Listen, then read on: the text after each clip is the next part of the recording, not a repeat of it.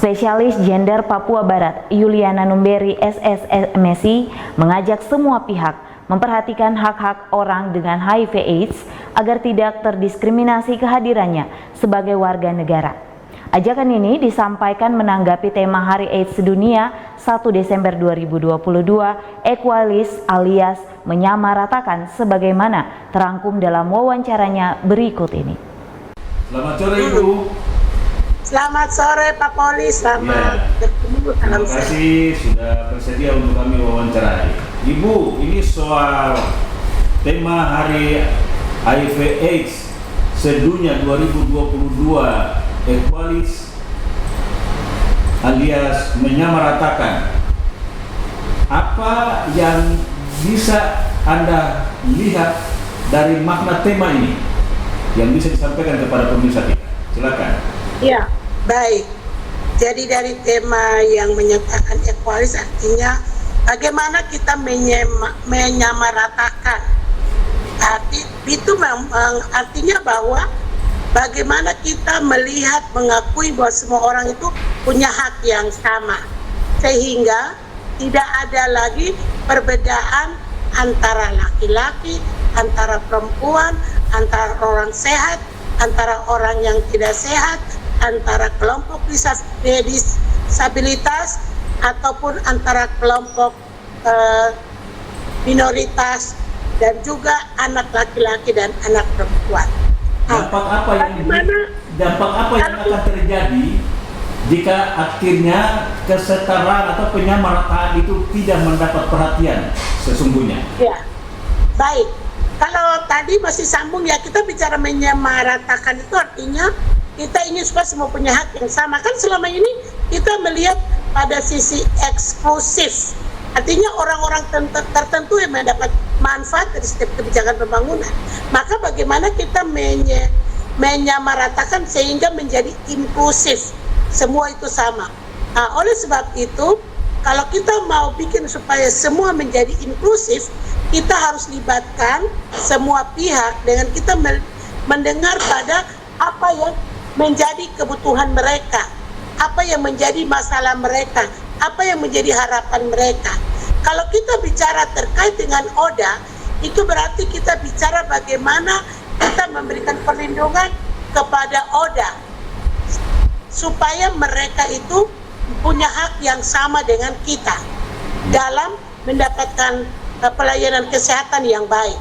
Jika itu tidak diperhatikan berarti terjadi diskriminasi di situ ya? Iya, benar sekali. Oke. Sudah sejauh mana partisipasi kalau kita bicara tema ini yang menuntut kita semua harus ikut?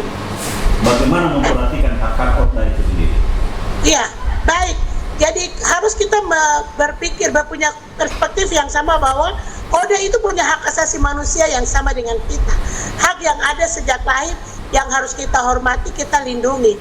Maka sebagai warga negara yang baik, kita harus bagaimana memberikan ruang yang cukup kepada mereka sehingga mereka punya hak itu harus diberikan, terutama hak perlindungan terhadap kesehatan. Dengan demikian mereka akan mendapatkan pelayanan kesehatan sesuai dengan apa yang menjadi masalah mereka. Begitu. Sudahkah terlihat di lapangan menurut catatan Anda ada perhatian-perhatian itu yang sudah ditujukan atau belum? Selama ini yang saya lihat, ODA tidak diberikan kesempatan yang baik kepada mereka yang dilakukan oleh pihak pemerintah, karena mereka masih dilihat sebagai orang-orang yang terpinggirkan. Jadi kalau kita tidak memberikan ruang, sebenarnya kita memarginalkan mereka. Makanya hak mereka itu yang harus kita lihat, di mana mereka itu bisa diberikan pelayanan yang maksimal. Kalau kita tidak berikan pelayanan, itu berarti kita meminggirkan mereka dari sebenarnya hak hidup, kesempatan hidup yang sama dengan kita. Kemudian selama ini saya melihat tidak semua orang itu peduli dengan ODA karena ada stigma yang dibangun di masyarakat yang melihat mereka itu orang-orang yang akan tidak punya kesempatan hidup yang panjang, padahal sebenarnya mereka punya kesempatan hidup yang sama dengan kita ketika mereka itu diberikan obat, terutama antiretroviral, ARV untuk mereka. Ya. Baik, soal ini yang pertanyaan terakhir ini soal anak-anak yang lahir dari orang tua berstatus ODA. Apa yang perlu harus dilakukan agar bisa mengurangi ini? Karena anak-anak ini kan tidak tahu masalah dengan kejadian-kejadian ini. Ya, baik. Kalau kita bicara soal anak, kita harus melihat pada asas perlindungan anak, yaitu non-diskriminasi, kepentingan terbaik bagi anak, hak tumbuh kembang anak, dan mendengar pendapat anak. Oleh sebab itu, hak anak hari ini yang dilindungi oleh Undang-Undang Perlindungan Anak, yaitu mereka hidup, tumbuh, berkembang secara optimal. Maka hak mereka untuk mendapatkan pelayanan kesehatan harus kita berikan. Selama kita tidak berikan hak anak, maka kita sedang melakukan penelantaran kepada anak. Kemudian yang berikut, hak anak itu kan bagaimana kita penuhi, kita hormati, dan kita lindungi.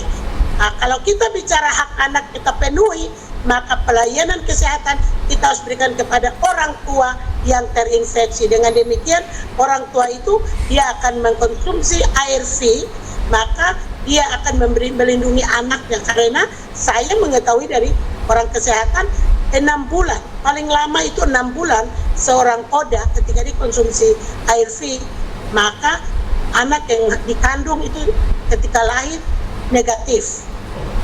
Terima kasih Anda sudah berbagi di CWM Channel.